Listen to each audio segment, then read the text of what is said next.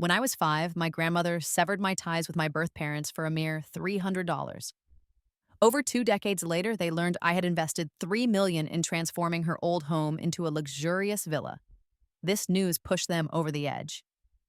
During my mother's pregnancy, the village's barefoot doctor predicted a boy. My grandmother, overjoyed, rewarded him with a $10 red envelope and ensured my mother received the best care, a rare privilege. While other families reserved eggs for men and children, my mother enjoyed one daily. The village wives envied her fortunate situation.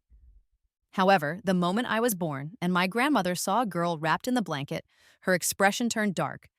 She reclaimed the milk and eggs intended for my mother, marched back to the doctor, and demanded her envelope back. The day my parents brought me home, whispers filled the air as neighbors gathered at our door. Mom wept openly, while Dad sat silently on the doorstep, chain-smoking. Grandma entered with a stern face and sneered, "Crying? You have the nerve. Useless as you are, you can't even produce a son.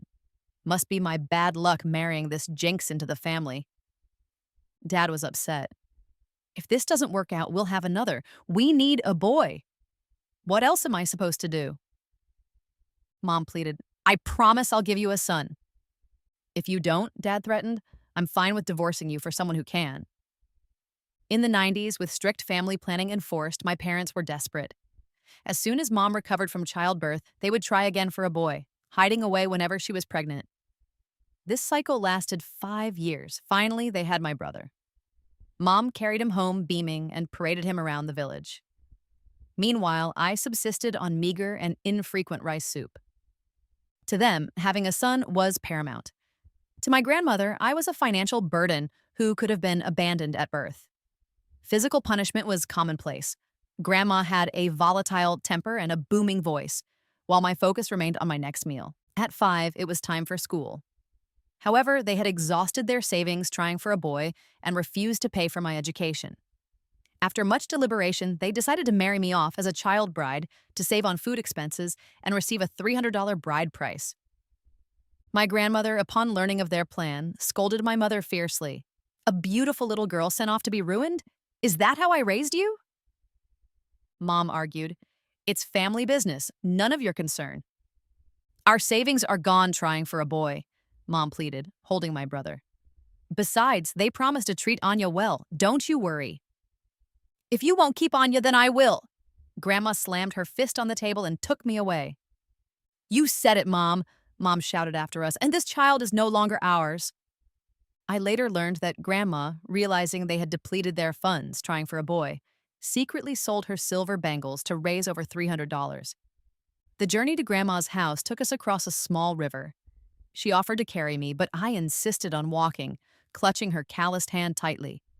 I felt safe like never before.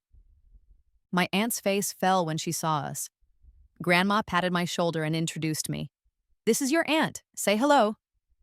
"Auntie," I chirped. She frowned, rubbing her belly, and scolded, "Not so loud. What if you scare my son?" "If a little noise bothers him, he doesn't deserve to be the grandson of mine," Grandma snapped, ignoring my aunt's pale face. Soon, commotion erupted outside. Curious, I peeked out, but Grandma pulled me back. "Ignore that. She's always like this. This house isn't hers to rule. You'll be safe here." "Sweetheart, what's your name?" At home, even the nickname girl was rare. More often, they called me Money Waster. Grandma spat. "Shameful. No proper name for such a big child. From now on, you'll be Anya. How does that sound?"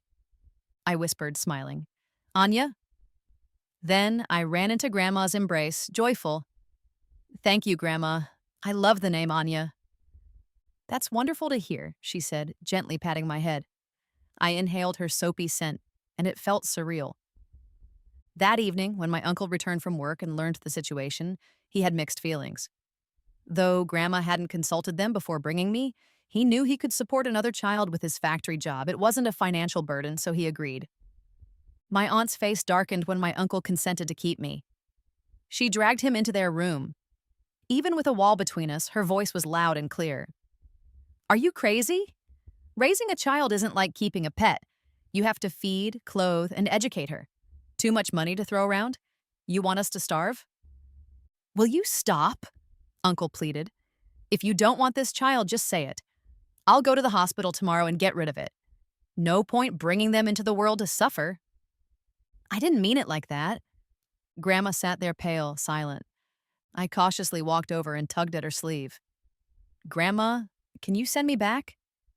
If I send you back, your real mother will simply hand you over to that fool's family to be a child bride. Do you want that? But Aunt and Uncle, don't worry, Grandma won't send you back, she reassured me, patting my shoulder. My uncle got kicked out of the house by my aunt. He came over to Grandma, sighing, Mom, don't take my wife's words to heart. Grandma waved her hand, stopping his excuses. I know why she's upset, but you can't just sit by and let Anya be a child bride to a fool. Think about our family's reputation. Don't worry, worst comes to worst, I'll find more work. I won't let this child become a burden for you two. Mom, that's not what I meant. Don't be mad, I'll talk to her more. Anya, don't blame your aunt. She's just like that. Be sensible. Help her out more. Settle in, Uncle said gently, patting my head. Taking my uncle's advice, I started doing most of the household chores. Grandma even traveled to town to buy a silver bracelet for my unborn little brother. Hoping it would soften my aunt's attitude towards me, my aunt was less angry after receiving the bracelet. Though she still grumbled, at least she stopped constantly threatening to kick me out. At the dinner table, as always, I watched my aunt closely to see if I could grab any food. My aunt rolled her eyes at me. Why are you watching me? Is there food on my face? Just grab what you want. You think I'm a tiger that'll eat you? Don't make it seem like I'm mistreating you, like I'm starving you while you do all the chores. I shook my head hard, munching down my food. Finally easing up a bit, my aunt said as I cleared the table. Anya, it's not that I'm hard on you. You know, with me being so pregnant, it's not convenient. You need to help around the house more. You're helping your uncle, your grandma, and your future little brother, okay? Got it, Aunt. I don't mind. And I meant it. Even though my aunt didn't like me, I had food, clothes, and school. It was enough for me. A few months later, my aunt had a baby boy, and my uncle named him David. Back then, in the countryside, all families worked a few acres of farmland. My uncle had taken over my grandpa's job as a foreman in a small factory, so the family was doing all right. My brother got to drink formula after weaning. Seeing me eyeing the formula in the bottle, Grandma secretly made me a cup when my aunt wasn't home. It had a faint sweet taste, truly delicious. After my brother was born, besides helping out with chores, I also looked after him when my aunt and grandma were busy. Occasionally, my aunt would sarcastically say, "He came from my belly but acts closer to you like a traitor."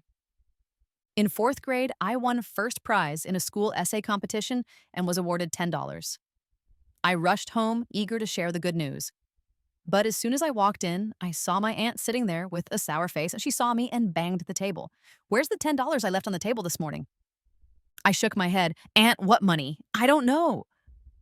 My aunt stood up fast, pointing at me. "Don't play dumb. It was just the 3 of us at home. If you didn't take it, did it grow legs and walk off?" Tears welled up. I shook my head hard. "Aunt, I swear I didn't take it." "Yeah, I've been feeding you for years, and you repay me by stealing." She dumped out my backpack, and there it was, the $10 right in the middle. My heart sank. I was done for. My aunt picked it up, yelling, "You still deny it? What's this then? Stealing at your age? You won't amount to anything good, will you? Am I not feeding or clothing you?" "Aunt, no, it's not like that. The money is my competition prize." Blinded by anger, she didn't believe me. She grabbed a broom and began hitting me. I stayed silent, enduring the pain. Her blows got heavier, her words more hurtful. "Just because your grandma spoils you, you think you can act out? You're unwanted, a burden, and when your grandma's gone, you're out of here." I shoved her. "You're lying. I'm not a burden. Don't curse Grandma." Shocked by my defiance, she slapped me hard. And "How dare you push me? Stealing money so young. You're just trouble. Get out now." I ran out. My aunt fumed. "I've given you food and shelter, and this is how you repay me? Makes me so angry." I didn't know where to go. I felt lost, with nowhere truly for me. The first year I was brought in, I tried sneaking back. Mom, cuddling my brother, laughed until she saw me. Her smile froze. "What are you doing here? I told you you're not part of us anymore. Don't think you can come back. Got it?" She saw my tear-swollen eyes and sighed. Go back with Grandma. I'm lying on the railroad tracks imagining I have parents who love me. They'd hug me when I'm sad and laugh with me when I'm happy, just like in the books. In the distance, the sound of a train whistle snaps me back to reality. Maybe this is it. It's all over. I just hope that in my next life, I'll meet parents who love me. I slowly close my eyes but feel someone yanking me up. It's my uncle.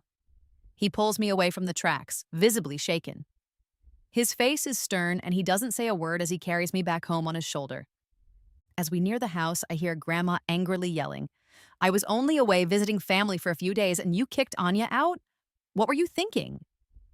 My aunt, feeling indignant, snaps back, do you know what she's done? You can't just kick Anya out. She's your niece. Grandma argues as my uncle, carrying me, reaches the door, looking at my aunt with clear disapproval. My aunt sees neither Grandma nor Uncle siding with her and gets agitated. Oh, so you're teaming up against the outsider, huh? I'm telling you, I want her gone. She steals money and fights. Keeping her here is trouble. Grandma, I really didn't steal any money, I say weakly, my voice already hoarse. Really? The money turned up in your backpack and you still deny it? My aunt shouts, pointing angrily at me. Just then, David wanders out from the house, having heard the commotion. He hands me a crumpled piece of paper, which I unfold to find a fresh $10 bill. Finally, everyone understands where the missing money went. My aunt's face falls when she sees the bill in my hand. Grandma says coldly, so this, Emily, is what you call Anya stealing? Accusing without any proof? Shame on you as the elder. Even if she didn't steal, she hit someone. I'm just trying to discipline her. Emily, how much work has Anya done for you? How many times have you yelled at her? If she's pushed to the edge, do you think she'd act like this? Don't think that just because you have a son, you own the place. Anya is equally precious to me, and if anything happens to her, you bet you'll regret it, Grandma says, holding David with one hand and storming inside with the other. Once she finds out I had thoughts of ending it, Grandma pulls me aside and gives me a hard scolding. It's the stupidest thing in the world, taking your life. If you ever even think of it again, I'll break your legs, she scolds, anger and frustration all mixed in. I nod hard, promising not to. On the way back, Uncle tells me, Anya, the world can be really harsh sometimes. But no matter how tough it gets, you have to face it. You can't just run away from setbacks. Can you promise me, Anya? Promise me you'll be strong and resilient. Later that evening, my aunt comes into my room holding a cup of hot milk. She's heard from Uncle about my fierce reaction despite being so young. Looking awkward, she apologizes for the day's events, promising not to accuse me without reason or go around scolding me all day. I sit there with my head down, still stubbornly silent. Grandma interjects, Anya, did you hear what your aunt said? And I nod. This is your home, and no matter what happens, you cannot just leave. If you run away again, Grandma will break your legs for real. Understand? Yes, Grandma, I'll listen. Auntie, I'm sorry I pushed you earlier. My aunt smiles slightly. No, Auntie doesn't blame you at all. Don't take my words to heart. I often just shoot my mouth off without thinking. You mustn't take it seriously, okay? My aunt sticks to her promise, not scolding me out of the blue anymore, though if I mess up, she still gives me an earful with that loud voice of hers. But I'm no longer worried about being shut out by my aunt because I've seen how she reacts when David messes up. She's even harsher with him. In my third year of middle school, something big happened at home. My uncle's factory was doing poorly, and a lot of people were getting laid off. Every night, Uncle came home looking stressed. He knew he'd be out of a job soon. During this time, my aunt was on edge and would scold me and David at the drop of a hat. Not long after, Uncle finally got the notice that he was laid off. Hearing this, my aunt practically crumbled to the floor. How are we supposed to live now? There are 5 of us to feed, clothe, and 2 kids to send to school. Where's the money going to come from? Uncle sat smoking while Grandma quietly went to the kitchen to make dinner. The yard was filled with my aunt's cries about all the hardships she had endured. As we sat around the dinner table, only David, blissfully unaware, was eating heartily. Grandma, noticing the gloomy silence, put a fried egg in my bowl. Eat. After you're done, help your brother with his homework. I looked at the egg, its golden color tempting, but I had no appetite. My aunt snorted sarcastically. Yes, eat up. Who knows where the next meal will come from after this one? Grandma gave her a sharp look. Stop saying nonsense in front of the kids. Am I wrong, Mom? Your son lost his job. Do I really need to explain that? How are we going to survive? Just living off this tiny plot of land to feed 5 people, do you think that's realistic? My aunt said, eventually standing up to almost shout. And on top of living expenses, kids need schooling, don't they? David just started elementary school and Anya's about to take her exams. Everything costs money, doesn't it? Nuff. Don't argue in front of the kids. I'll find a way with the money. Let's just eat. My aunt pulled her arm away, her face flushed with anger. You have to ask yourself, since the day we got married, have I ever done anything to let you down? I do your laundry, cook, had kids, take care of this whole family, and even look after your niece. Do you think it's easy for me? You promised me before we got married that you would let me live a good life. But look at us now. My aunt started crying as she talked, and my uncle quickly went over to comfort her. David and I just sat there silently, wishing we could disappear into the cracks. Grandma watched everything without saying a word and quietly went back into the house. After a while, she returned with a small rosewood box. Son, take this and pawn it for some money, and take this money too, she said. Uncle and Aunt exchanged a look when they saw the box, their faces changing. Mom, he started. Grandma cut him off. Just take it. It's my fault for not being able to help more. Inside the box were some silver pieces that Grandma's mother had left her, which she often took out to polish and cherish. Uncle felt guilty but accepted it anyway. We lived a frugal life, saving whenever possible. The meaty dishes that used to be on the table were now just leafy greens. Yet David and I still had an egg to eat each day. I told Aunt that I was old enough and could skip my egg to save money. Aunt shot me a glare. Eat it if you're given it. We're not so poor that we can't afford eggs. Do you want your uncle and grandma to hear that I'm withholding food from you? Do you want them to scold me? Are you trying to get me in trouble? Okay, sometimes Aunt is a bit harsh, but still kind-hearted. Before I knew it, it was time for the high school entrance exams. I did well and got into the best school in the county. Uncle was happy and went to town to buy a pound of ribs and a small cake to celebrate. Aunt saw the cake and gave him a scolding. I told you to buy ribs, not cake. Are you itching for a scolding? It's just a small cake because I'm happy for Anya getting into high school and it's not expensive. I kept glancing at the cake during the dinner and Aunt snapped, staring won't make it walk into your mouth.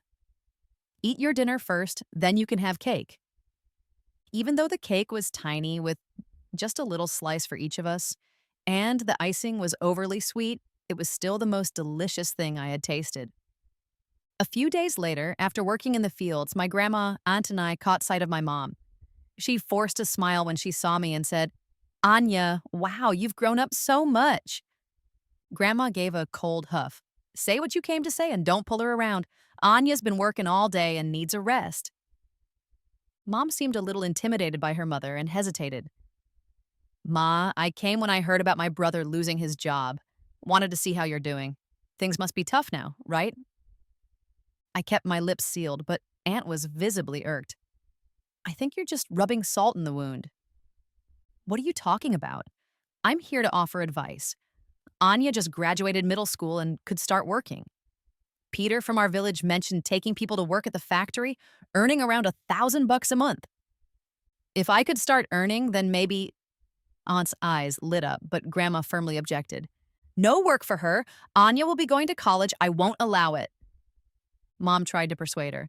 Ma, do you really want Anya to go to college?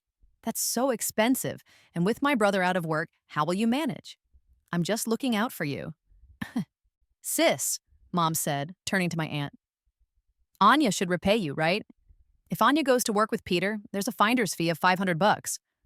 Plus, Peter seems like a decent guy. If they end up together, it'll be a good thing. Don't hesitate. Seeing Aunt's tempted expression despite the hot summer, I felt a cold chill. Grandma slapped Mom hard. You're planning this for your daughter? You've got no heart, and you'll face the consequences. Mom clutched her cheek in shock. Ma, did you just hit me over that girl? Yes, I did. Trying to scheme against Anya? I'll break your legs today. Aunt rushed to hold Grandma back, causing chaos in the yard. When Uncle returned, he walked into this scene. He and Aunt managed to calm things down after hearing what led to it. Uncle angrily slapped the table. You'd end your own daughter's future for a few $100?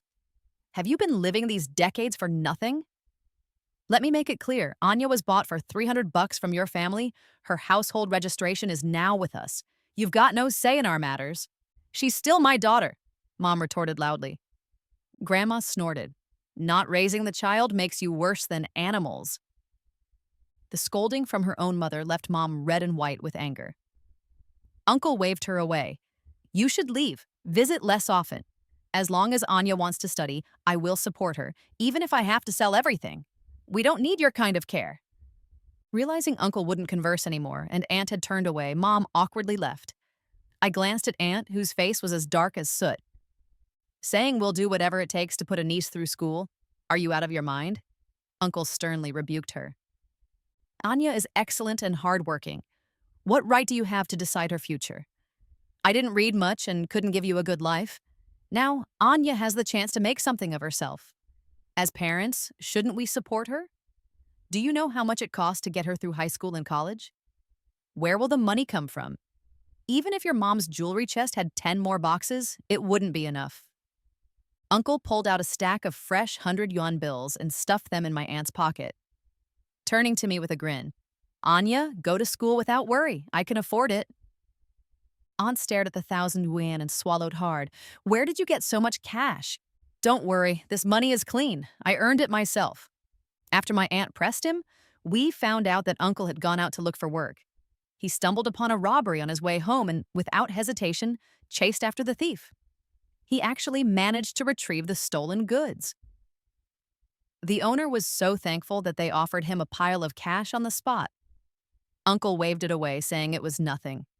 Seeing the person looked well off, he ventured to ask if they knew of any jobs. The owner, seeing he was big and honest, hired him right then and there.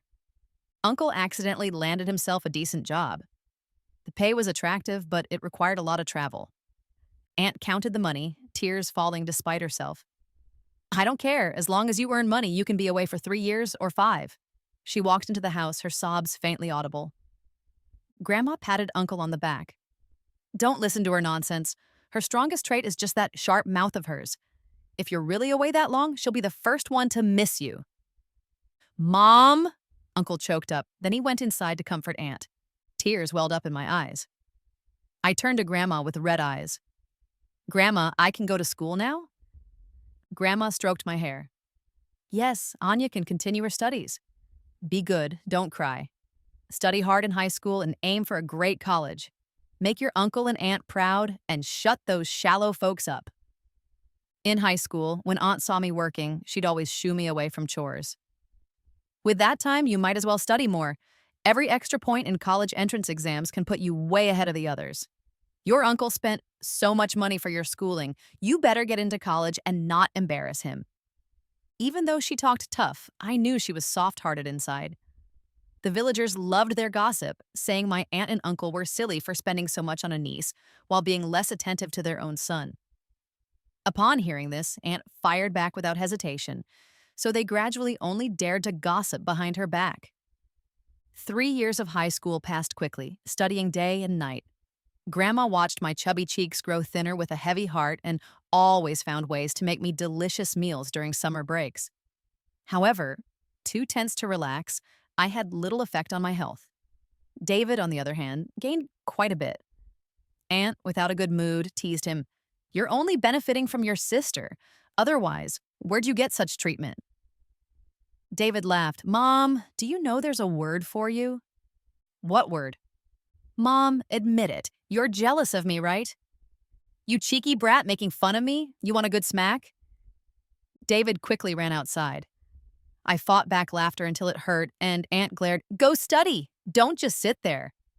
Yeah, I'll stop laughing.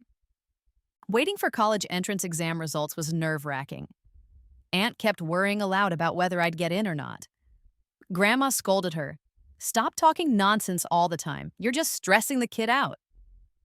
But she couldn't help it, and just like me, she didn't know the outcome. Uncle made a special trip home on the day results came out, and we all gathered around the phone as I dialed the number to check my score. Those few seconds felt like an eternity, holding our breaths. After I hung up, silence filled the room. David's small voice broke it. Sis, did I hear right? 658 points? Uncle trembled. Anya, call again, just to be sure. Nodding, I rechecked. I really did score 658. Grandma hugged me, patting my shoulder with a relieved smile. Aunt's eyes reddened, smug. You didn't disgrace us. Within an hour, the whole village knew I scored 658, meaning I could pick from 90% of the top schools nationwide. Aunt was overjoyed, completely ignoring others' envious looks. A few days later, Mom called saying she was glad I got into college and wanted me to visit as she had something to make up to me. Reluctantly, I agreed. I didn't expect she was just making an excuse to get me there. As soon as I arrived, she led me into a room. Sitting on the bed was a man looking me over, making me uneasy. I tried to leave, but Mom locked the door. Anya, this is a man I found for you. Though he's older, he's caring. Trust me, I've checked. He's well off, running a business. Marry him and you'll live well. Desperate, I pounded on the door. Mom, please let me out. I don't want to get married. Open the door. Unfazed, she said, get to know each other. We won't disturb you. Ignoring my pleas, the footsteps faded, leaving me slumped and defeated. The man approached, a sleazy smile on his face. Despair took over me completely. Sis, don't be scared. I'll get you out of here. That was David's voice. I heard him bang the lock 3 times and break it open. With a hammer in hand, he charged at that man. The guy was so scared by David's look, he peed his pants right there. David gently helped me up. Sis, are you okay? Let's go home. I was already so terrified, just numbly letting David lead me out. Mom's family, already too frightened by David's actions, didn't dare stop us now. On the way back, David held my hand tightly. Good thing I followed, or who knows what those bastards would have done. When David told Grandma about what happened to me, she nearly passed out from anger. My aunt started cursing right away. Are they even human? Treating their own daughter like that, aren't they afraid of karma? We'd better not have any dealings with them anymore. She started pacing around the courtyard, then grabbed a sickle from the corner. No, I just can't swallow this, she said. Uncle, scowling, somehow got hold of a hoe. The child I care for so much got bullied like this. I must get them to explain themselves. Even though David just got back, it was obvious he wanted to act too. Later, David animatedly described that incredible scene in front of Grandma and me. Aunt pulled Mom's hair like crazy, yanking out a big chunk. Uncle, with red eyes, hit Dad so hard he was searching for his teeth on the ground, and I heard Dad was bedridden for a whole month after that. David dealt with my blood brother and Grandma, who never treated me kindly. They smashed everything they could at Dad's house until the village head came to mediate. After that, Dad's family never dared to mess with me arbitrarily again. I chose to go to college in a city far from home. Aunt mumbled about how far it was and how hard it would be to see me. Uncle disagreed. Don't keep trying to make decisions for the kids. Let her do what she wants and we'll just support her. Oh, you know best, don't you? Aunt replied, and they started bickering again. As the school term approached, watching them bicker, I felt reluctant to leave. On the day they sent me off on the train, Aunt kept advising me for a long time. Only when the train was about to leave and Grandma urged her, did she finally stop. Don't know how you have so much to say, Grandma teased. Anya, let us know you're safe when you arrive. Call if you need anything. Don't handle it all alone, okay? Grandma instructed. I know, Grandma. Take care at home. I'll visit during the holidays to see you and Aunt. Watching their figures fade away, supported by the sunlight, they seemed to glow with a golden aura. I knew I was never alone. I had a loving grandma, uncle, aunt, and the mischievous David. Who could have guessed that David, usually disliked by everyone, would get into National Defense University? This made Aunt walk around the village with pride. On the day David hosted a banquet for his university admission, Uncle and Aunt set up over 100 tables for friends and family. Everyone kept praising how successful the Lynn family was.